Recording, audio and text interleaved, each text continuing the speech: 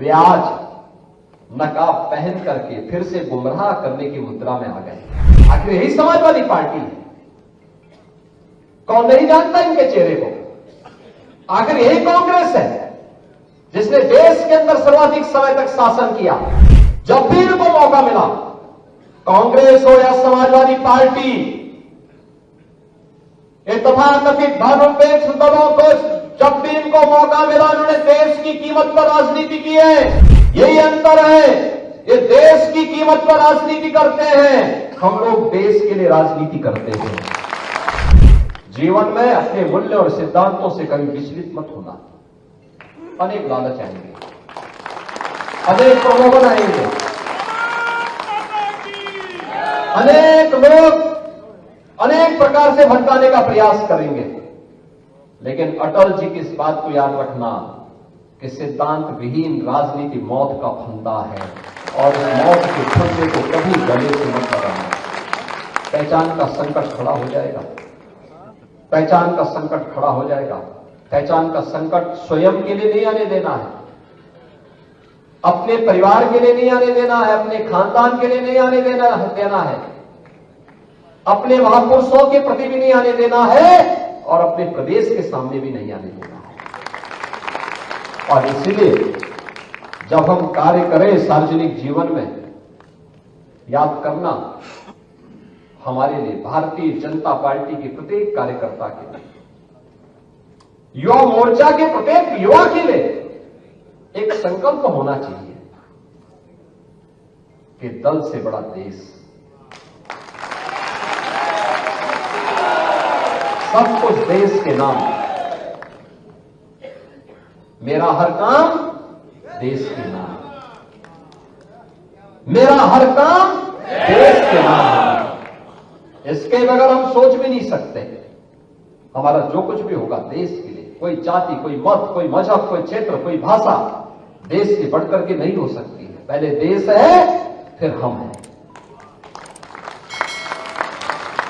तब हमारा मत, मजहब, संप्रदाय, क्षेत्र, भाषा तब है। देश सुरक्षित है तो सब सुरक्षित है, और देश ही सुरक्षित नहीं है तो फिर कोई सुरक्षित कैसे हो सकता है?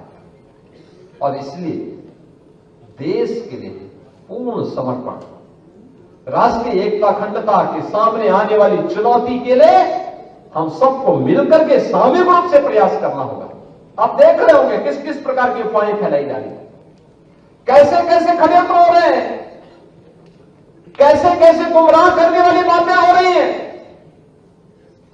जिन्होंने सामाजिक ताने बाने को छिन्न भिन्न किया, वे आज नकाब पहन करके फिर से गुमराह करने की मुद्रा में आ गए। जो लोग सामाजिक न्याय के लिए समर्पित महापुरुषों को अपमानित करते थे, आज वोट के लिए वे उनकी आरती उतारते हुए दिखाई दे रहे हैं। ये नजारे तो देखो इन लोगों के। आखिर यही समाजवादी पार्टी है? कौन नहीं जानता इनके चेहरे को? आखिर यही कांग्रेस है जिसने देश के अंदर सर्वाधिक समय तक शासन किया, और इनके कारनामों से कौन नहीं जानता है? बाबा साहब भीमराव अंबेडकर का सर्वाधिक अपमान इन्होंने किया, लौह पुरुष सरदार वल्लभ भाई पटेल का अपमान इन्होंने किया। इन महापुरुषों को भारत रत्न नहीं मिलने पाए, इसके लिए एड़ी चोटी लगाई। ऐसे लगता था जैसे भारत रत्न पर एक परिवार का एक अधिकार हो गया हो, उसी परिवार के सारे लोगों को मिलना चाहिए, बाकी किसी और को नहीं मिलना चाहिए। बहनों और भाइयों, जब भी इनको मौका मिला, कांग्रेस हो या समाजवादी पार्टी, ये तथाकथित धर्मनिरपेक्ष दलों को जब भी इनको मौका मिला, उन्होंने देश की कीमत पर राजनीति की है। यही अंतर है, ये देश की कीमत पर राजनीति करते हैं, हम लोग देश के लिए राजनीति करते हैं।